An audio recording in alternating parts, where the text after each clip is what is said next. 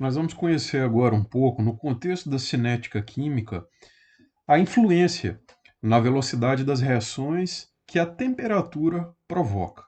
Todos nós sabemos, desde que começamos a estudar química, que normalmente quando você aumenta a temperatura do meio reacional, a velocidade das reações envolvidas também aumentam. Não é verdade? Por que isso acontece? Bom, é o seguinte: nós temos as moléculas no meio reacional e elas têm. Existe uma distribuição de energia para essas moléculas. Né? Uma fração de moléculas tem uma determinada energia, outra fração de moléculas tem uma energia maior, uma energia menor. Então, nós temos uma faixa de distribuição de energias. E para que a reação química aconteça, para que as moléculas sofram a reação química, elas têm que vencer uma barreira energética chamada energia de ativação ou barreira de ativação. Enquanto aquela barreira de ativação não for vencida, que é aquela energia requerida para que as moléculas sofram reação química, a reação não vai acontecer. Então, quando você incrementa a temperatura do meio reacional, você está promovendo mais moléculas com aquela energia requerida para a reação química acontecer. Então, aumentou a temperatura do meio reacional, você está aumentando a fração de moléculas com a energia adequada para a reação acontecer. Então, por isso que a velocidade da reação aumenta, porque você tem uma fração maior de moléculas quando você aumenta a temperatura, com energia adequada para acontecer a reação química, para que a reação química aconteça. Então, nós vamos, entre outras coisas, explorar o efeito da temperatura na velocidade das reações. E quantitativamente isso é feito mediante uma equação conhecida como equação de Arrhenius. Nós, químicos, estamos mais acostumados a ouvir sobre o Arrhenius quando a gente estuda ácidos bases, não é verdade? Mas Arrhenius proporcionou uma grande contribuição para o estudo da cinética química, para o estudo da velocidade das reações, especialmente neste contexto da influência da temperatura nas velocidades dessas reações. Então, nós vamos explorar um pouco a equação de Arrhenius. Isso vem lá do final do século XIX, tá? Basicamente, o que se percebeu? Se percebeu que plotando-se o logaritmo natural, tá? O logaritmo natural das constantes de velocidade das reações contra o inverso da temperatura, então plotando logaritmo natural das constantes versus o inverso da temperatura em Kelvin. Percebeu-se que existia uma relação linear, tá, entre o logaritmo natural das constantes de velocidade e o inverso das temperaturas, que essas reações, que essas constantes de velocidades foram medidas. Tá? Então, plotando o logaritmo natural das constantes de velocidade versus o inverso da temperatura, percebeu-se uma relação linear, ou seja, uma reta.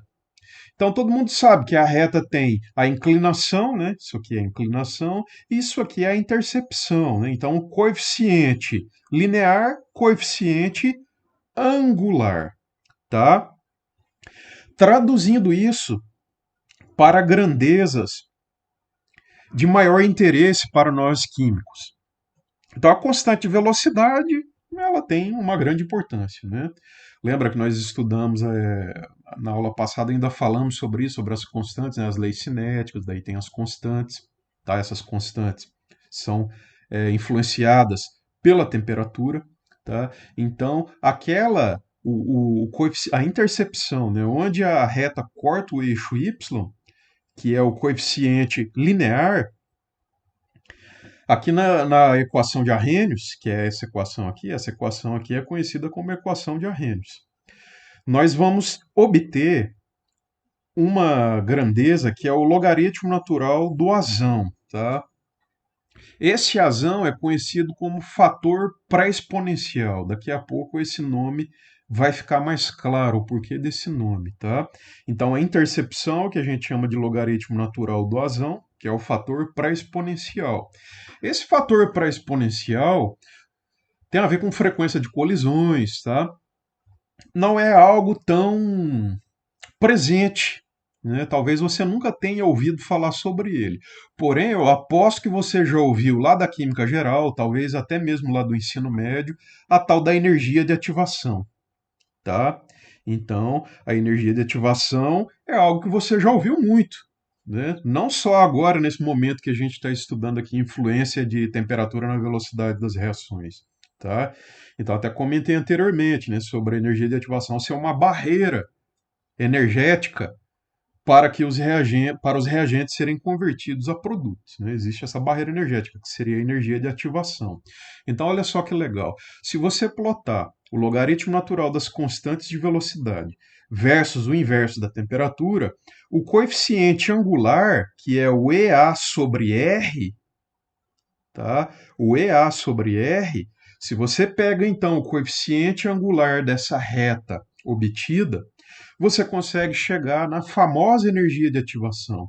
Então, olha só que legal que eu estou te mostrando. Eu estou te mostrando um caminho experimental para a gente obter energia de ativação. Lá no laboratório de fisicoquímica, né, fisicoquímica experimental, nós fazemos experimentos, nós variamos a temperatura do meio reacional e conseguimos estimar a energia de ativação para a reação em estudo, tá? Então, nós vamos ter o coeficiente linear e o coeficiente angular é EA sobre R, tá? EA sobre R. Lembrando de incluir esse sinal negativo aqui, né? Porque como eu vou mostrar um gráfico posteriormente, vocês vão ver que ele é um gráfico decrescente, tá? Tem uma inclinação negativa. Para a gente sair, ó, dessa expressão aqui e chegar nessa aqui, é tranquilo, né? Você tem que fazer algumas manobras matemáticas ali, então eu recomendo que você faça isso, né? Como é que eu faço para assumir com esse logaritmo natural? É só pegar isso aqui, pegar a base e, né? Que é a base do logaritmo natural, e elevado a isso aqui, corta o e com ln, vai ficar só o kr, né? Que é a constante de velocidade da reação. Aqui o livro usou esse r, né? Normalmente, nas aulas anteriores, a gente não usou. É só uma questão de notação, tá? Se você faz isso lá do lado direito, então, E elevado a ln de K, do lado direito você tem que fazer a mesma coisa, e aí é possível chegar aqui nessa expressão. Então veja que o azão fica multiplicando essa exponencial aqui, então por isso ele é conhecido como fator pré-exponencial, tá? Então tanto o fator pré-exponencial quanto a energia de ativação são parâmetros, tá? Para descrever uma determinada reação química que está sob investigação. Então, são parâmetros cinéticos das reações químicas, certo? Mais importante para a gente, tá, é a energia de ativação. A não ser que você queira se especializar aí em cinética química, aí você vai ver mais detalhes sobre esse fator pré-exponencial, né, quando é que vai ser importante você conhecê-lo. Mas no momento mais importante para a gente é a energia de ativação. Então, tarefa para você, tá? Recomendo, isso pode ser uma questão de prova. E fisicoquímica é isso, né? É sujar as mãos, né? Mas precisamente é sujar a mesa, né? Com borracha, com resíduo de borracha. Você mexer nessas equações, perder o medo, né? Sair de uma equação e chegar na outra, tá? Tem que fazer isso. Tem que ser capaz, enquanto estudante de química, e quase formando em química, né? Sair dessa equação e chegar nessa equação aqui. Beleza? Então, olha só, para que não reste dúvidas, quando você plotar ln, né, o logaritmo natural das constantes de velocidade, versus o inverso da temperatura, você vai ter uma reta decrescente. Aquela reta decrescente vai te dar um coeficiente linear e um coeficiente angular. O coeficiente linear vai ser quem? O logaritmo natural do azão. Olha só. O logaritmo natural do azão. Aquele. Né, esse logaritmo natural do azão é igual ao coeficiente linear da sua reta. Tá? Mas você não quer o logaritmo natural do azão na maioria das vezes. Você quer quem? O azão, que é o fator pré-exponencial. Então você acha o coeficiente linear, mas ainda você não encontrou o azão. Você encontrou o logaritmo natural dele. Como é que você chega no azão? Faz o e, tá? Faz o e elevado ao logaritmo natural do a, que é o teu coeficiente linear. Aí você chega no azão, tá bom? Agora, se você plotar não, né? Já plotou. Se você pegar o teu coeficiente angular da reta obtida, se você pegar o coeficiente angular, aí, ó, como é que você vai reconhecer qual é o teu coeficiente angular? Teu coeficiente angular, ele está multiplicando o inverso da temperatura, tá? Então, EA sobre R é o teu menos EA sobre R, que está multiplicando o inverso da temperatura, é o teu coeficiente angular. Então, olha só, para que você entenda tranquilamente, ó, menos EA, menos a energia de ativação, sobre o R, né, o famoso R, é igual, tá? É igual o coeficiente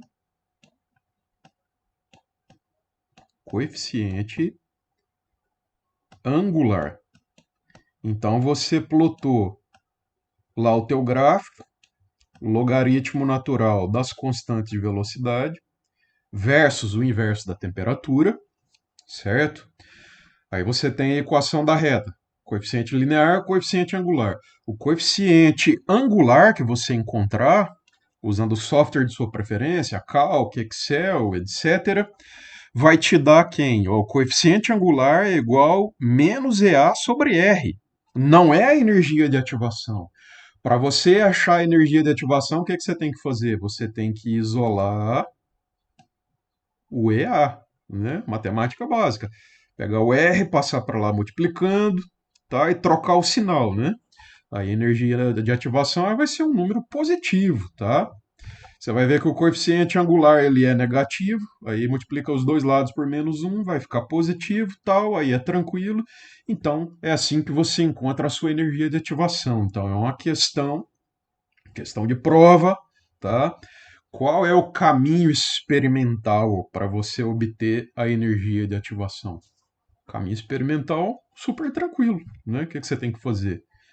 Você tem que executar a mesma reação química em diversas temperaturas, executar a mesma reação química em diversas temperaturas, plotar o logaritmo natural das constantes de velocidade versus o inverso da temperatura. Então, quando você executa a reação, né, a mesma reação em diversas temperaturas, para cada temperatura você vai ter uma constante de velocidade.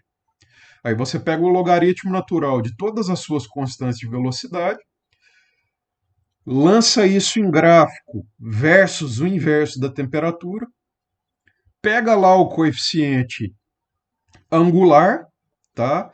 Iguala o negativo da energia de ativação sobre R com esse coeficiente angular, isola a energia de ativação, você acha a energia de ativação, tá?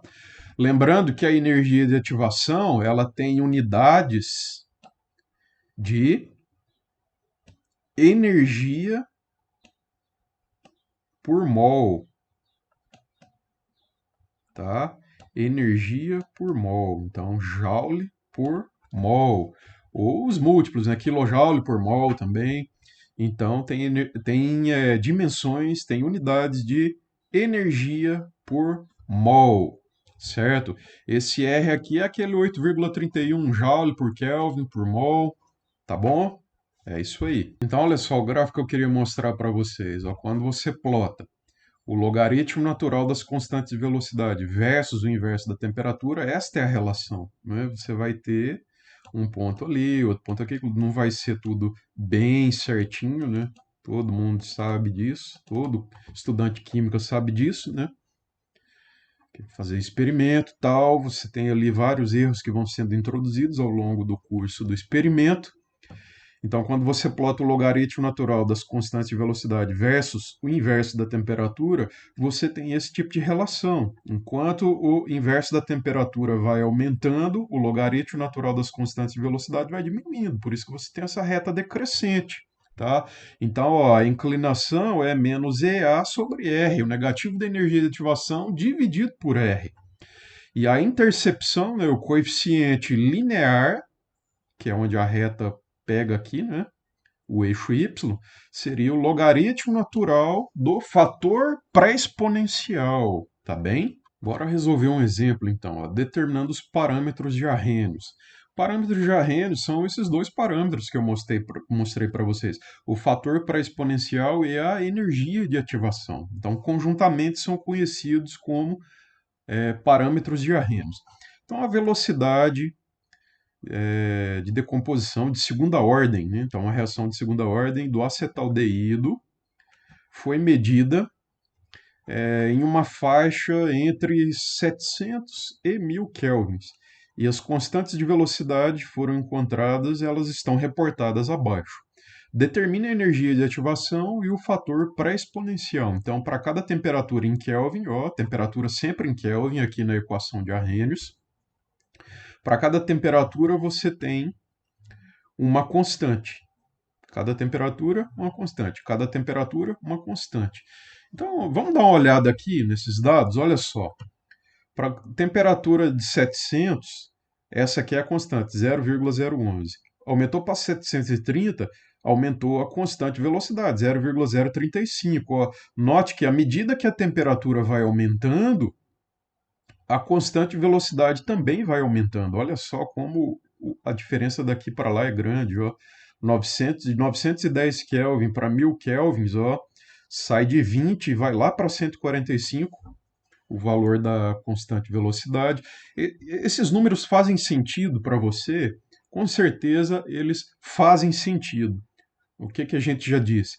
E o que você já sabe da sua experiência aí como estudante de química? Aumentou a temperatura, aumenta a velocidade da reação, certo? A esmagadora maioria das vezes é isso que acontece. Aumenta a temperatura, aumenta a velocidade de reação, certo? Então, se aumenta a velocidade, é porque aumenta a constante de velocidade. Afinal, a velocidade é proporcional à constante velocidade. Lembra? V igual a K, que multiplica a concentração dos reagentes elevado àquelas ordens de reação. Então, se aumentou a velocidade, é porque aumentou a constante de velocidade.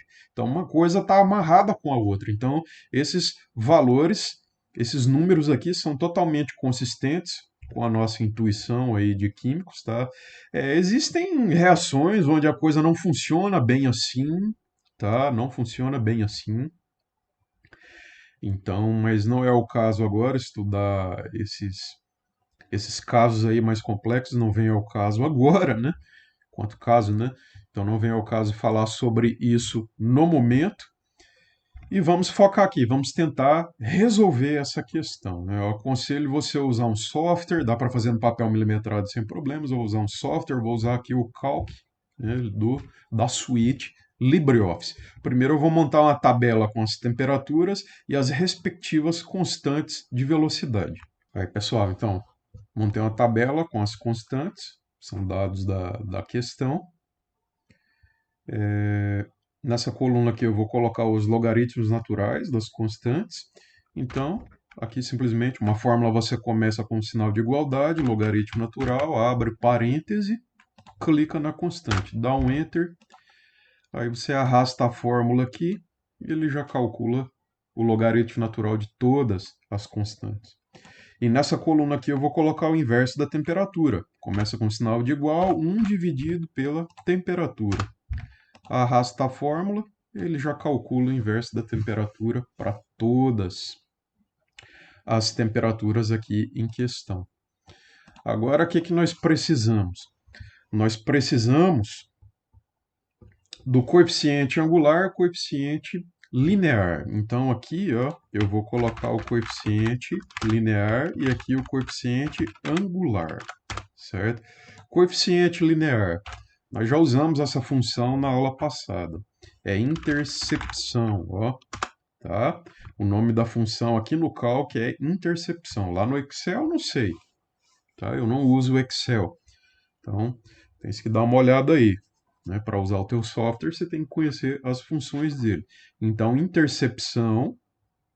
Primeiro eu vou selecionar os dados do eixo Y, o eixo Y, logaritmo natural das constantes, ponto e vírgula. E agora eu vou selecionar os dados do eixo X, ou seja, o inverso da temperatura. Tá bem? Dá um Enter. Está aqui o nosso coeficiente linear. Coeficiente angular. Qual é a função? Inclinação. Também já usamos ela na aula passada. A função inclinação, mesma coisa. Agora selecionar os dados do eixo Y, que é o logaritmo natural das constantes, ponto e vírgula, selecionar agora os dados do eixo X, o inverso da temperatura. Dá o sinal de igual. Nós temos aqui o coeficiente angular e o coeficiente linear. Isso aqui são só números, por enquanto, né? Mas, com a equação de Arrhenius, a gente consegue tirar parâmetros cinéticos desses números. O software calculou para a gente aqui os números, agora a gente tem que aprender a interpretar esses números. Né? O que esses números estão me dizendo? É o que a gente vai fazer agora. Tá? Então, nós vimos no decorrer da aula que o coeficiente linear é igual a quem? Nosso logaritmo natural do azão, tá? Então, esse número aqui, ó, é o meu logaritmo natural do azão. Eu vou diminuir a quantidade de casas decimais, pegar só duas casas decimais. Então, isso aqui é o logaritmo natural do azão, tá? E o coeficiente angular, nós vimos que o coeficiente angular, no contexto da equação de Arrhenius, é igual ao negativo da energia de ativação dividido por quem? R. Foi o que nós vimos no decorrer da aula. Tá? Então, esse número grande aqui, ó, esse número aqui é igual ao negativo da energia de ativação sobre R. Tá bem? Então, como que eu vou chegar no azão? Foi o que a gente viu ali nos slides anteriores, né? Se eu tenho o logaritmo natural do azão e eu quero o azão, é só tirar, calcular a exponencial do logaritmo natural do azão, que é o meu coeficiente linear, que é esse número aqui. A função que faz isso no calc é ESP, né? Exponencial, base E. Então, clica lá, ó, ele te dá. Esse fator para exponencial ele é um número bem grande, né? 1,07, ó, aproximadamente 1,08 vezes 10 na 12. Tá? É um número grande, porque tem a ver com frequência de colisões entre moléculas. Então, imagina o quão numerosas não são as colisões entre as moléculas. Então, por isso que esse número é muito grande. Tá? Aproximadamente 1,08 vezes 10 na 12. Ó. E na mais 12 aqui, no Calc, no Excel também deve ser assim. É 10 elevado a 12, um número absurdamente grande, tá? Você vê, 10 na 9 é bilhão, trilhão, né? Então, isso aqui está na casa dos trilhões, certo? Então, esse é o primeiro parâmetro de Arrhenius, ó, de Arrhenius, o azão, certo? E agora, eu quero calcular a energia de ativação, tá? Eu quero calcular a energia de ativação. O que que eu tenho? O negativo dela dividido por R. Eu tenho o negativo da energia de ativação dividido por R. Não é isso que eu quero. Eu quero a própria energia de ativação. Tá? Então você tem que isolar a energia de ativação, que foi o que eu te disse lá no slide anteriormente, lá no começo da aula, certo? Então, para isso, né, isolando a energia de ativação, ó, negativo da energia de ativação dividido por R é igual ao coeficiente angular, que é esse número aqui. Então, para isolar a energia de ativação, eu vou ter o negativo, tá? O negativo do coeficiente angular, já coloquei aqui o sinal de menos, ó. E esse R está aqui dividindo, passa para lá multiplicando. Então, R que multiplica o coeficiente angular. O valor do R é 8,31 joule por Kelvin por mol. Então, vezes o coeficiente angular. Então, vezes o coeficiente angular, que é esse número aqui. Está aqui a nossa energia de ativação, tá? Essa energia de ativação aqui, ela está em joule, tá? Se eu quiser passar para quilojoule, está em joule por mol. Se eu quiser passar para quilojoule, ó, uma, duas, três casas, vai dar aí em torno de 188 quilojoules por mol. O que que isso quer dizer? O que que isso quer dizer? A reação que nós estamos analisando é a decomposição do acetaldeído, se não me engano, né? A gente leu isso lá no começo da resolução da questão.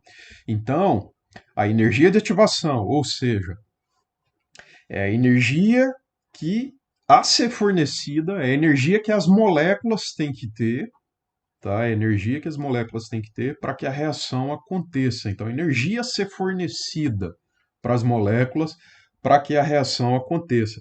Então, para cada mol de moléculas de acetaldeído, requerem-se 188 quilojoules. Para cada mol de moléculas, então, você vai ter que dar 188 quilojoules para que a reação química aconteça. Tá? Então, esses aqui são os dois parâmetros de Arrhenius: fator para exponencial e a energia de ativação. Quanto às unidades do azão aqui, eu deixo para você inspecionar e chegar nas unidades do azão, beleza?